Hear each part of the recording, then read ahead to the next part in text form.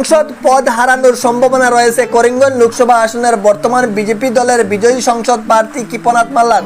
Casting হওয়া ভোটের থেকে গণনায় 11,000 এর অধিক ভোট বেশি হলো কি করে মিলছে না বিরোধী পার্টির হিসাব।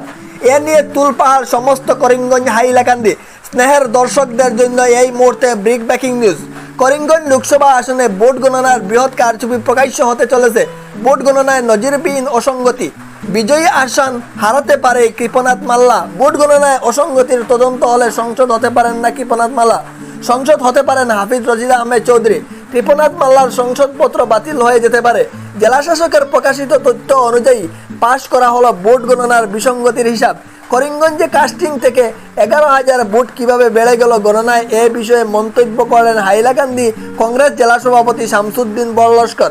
তিনি বলেন, আমি করিমগঞ্জের জেলা সভাপতির সঙ্গে কথা বলেছি, তার জন্য আমাদের আইনি ব্যবস্থা নিতে প্রস্তুত আমরা কংগ্রেসীরা। কংগ্রেস জেলা সভাপতি আরও বলেন, সংবাদ মাধ্যমে বিস্তারিত দেখুন আমাদের রিপোর্টের মাধ্যমে SP24 টিভির পর্দায়। আমাদের করিমগঞ্জ লোকসভা আসনের যে রেজাল্ট 4 তারিখ যেটা হয়েছে, সেটা হাইলাকান্দি জেলায় যে কাউন্টিং সেটা আমরা নিজেই ছিলাম, সেটা আমরা দেখেছি। এবং করিমগঞ্জে আমাদের কাউন্টিং সেখানে হয়েছে, 2টা ডিস্ট্রিক্ট মিলে একটা লোকসভা সমষ্টি। কিন্তু অতি দুঃখের ব্যাপার যে জনগণের ম্যান্ডেট, জনগণের মতামতকে যেভাবে আজকে উপেক্ষা করা হচ্ছে, জনগণ যে রায় দিয়েছে সেই রায় দেখা যাচ্ছে যে সরকারি হোক আর বিজেপির চক্রান্তে হোক, সেটা আজকে এটা পর্দা ফাঁস হয়েছে। দেখা গেছে যে করিমগঞ্জ জেলায় প্রায় 11,024 ভোট অতিরিক্তভাবে বিজেপির খাতায় যোগ হয়েছে, যেটা আমরা জানতে পেরেছি। এবং আমরা বিভিন্ন পত্রপত্রিকা বা বিভিন্ন ঈশান নিউজ বা আমাদের পূর্বাঞ্চল নিউজে আমরা দেখেছি, এবং সাংবাদিকদেরকে এই 4 তারিখ সেটা আটকে দেওয়া হয়েছে ফলাফল ঘোষণা না হওয়া পর্যন্ত। কিন্তু আমরা দেখেছি সত্যিকার অর্থে হাইলাকান্দি জেলায় আমরা ভোট পেয়েছি 2,14,201 ভোট, এবং বিজেপি পেয়েছে 1,47,888 ভোট, যেখানে হাইলাকান্দি জেলায় আমরা প্রায় 66,000 ভোটের মতো আমরা লিড নিয়েছি, আমরা জয়ী হয়েছি হাইলাকান্দি জেলায়। কিন্তু আমরা জানি যে করিমগঞ্জে আমরা যদি দেখা যায় আমরা 40-50 হাজার যদি পিছিয়ে থাকি, তারপরেও আমরা প্রায় 10 থেকে 15,000 ভোটে আমরা নির্বাচিত জয়যুক্ত হওয়ার কথা।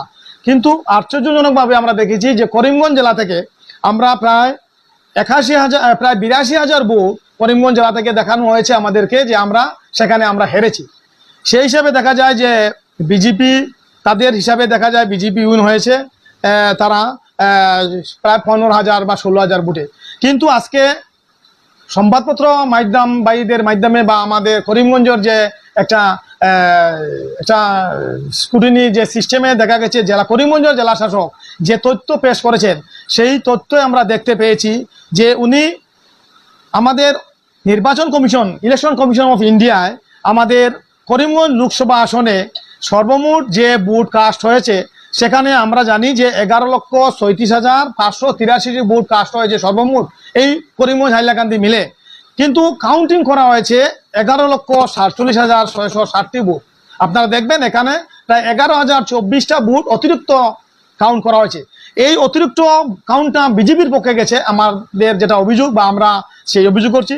সেই হিসাবে যদি আমরা পুনরায় কাউন্টিং হয়, তাহলে দেখা যায় বিজেপি যেখানে পেয়েছে 5,37,363 ভোট, সেখানে যদি আমরা 11,024 ভোট যদি আমরা মাইনাস করে দিই, দেখা যায় সেখানে 5,25,339 ভোট হয় বিজেপির, এবং কংগ্রেসের 5,21,391 ভোটের যদি আমরা 11,024 ভোট যদি আমরা যোগ করি, তাহলে দেখা যায় কংগ্রেসের ভোট হয়ে যায় 5,37,415 ভোট। সেই হিসাবে আমরা এই করিমগঞ্জ আসনে 7,076 ভোটে আমরা জয়লাভ করতে আমরা সম্ভব, এবং জয়লাভ আমরা করেছি। কিন্তু জেলাশাসক করিমগঞ্জের মৃদুল যাদব মহাশয় যে কাউন্ট যেটা করেছেন, সেটার উপরে আমাদের যথেষ্ট সংশয় আছে, যথেষ্ট সন্দেহ আছে।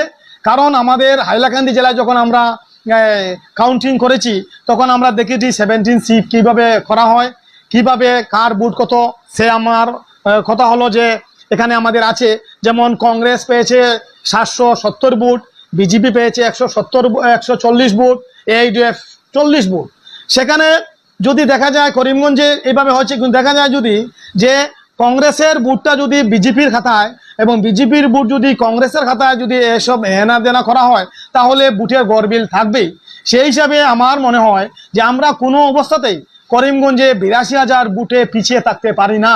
যেখানে আমরা হাইলাকান্দি জেলায় আমরা যেহেতু এখানে কংগ্রেসের কোনো এমএলএ নেই, কোনো এমপি নেই, কংগ্রেসের কোনো জেলা পরিষদ নেই, তারপরও হাইলাকান্দি জেলায় আমরা যেহেতু 67,000 বুট যখন লিড নিতে সক্ষম হয়েছি, সেখানে কংগ্রেস আমাদের করিমগঞ্জে যেখানে দেখানো হচ্ছে আমরা 82,000 বুটে আমরা পিছিয়ে আছি, সেটাই আমাদের প্রথমেই সন্দেহ হয়েছে।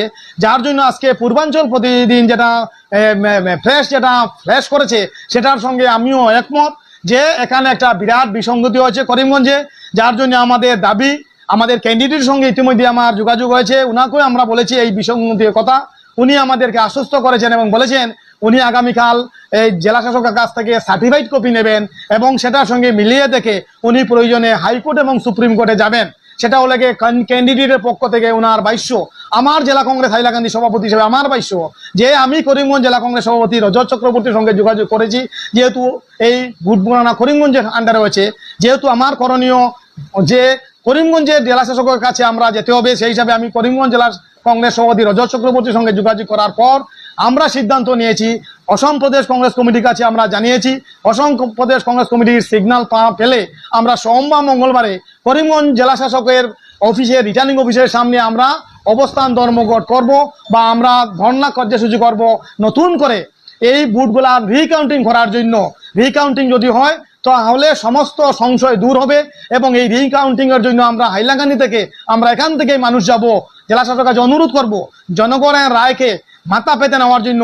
হার জিত তাকে, কংগ্রেস যদি রিকাউন্টিং এ হেরে যায় কোনো আপত্তি নেই, বিজেপিকেও সেই মনোভাব নিতে হবে, জনগণের যে রায় দিচ্ছে সেটাকে মেনে নিতে হবে।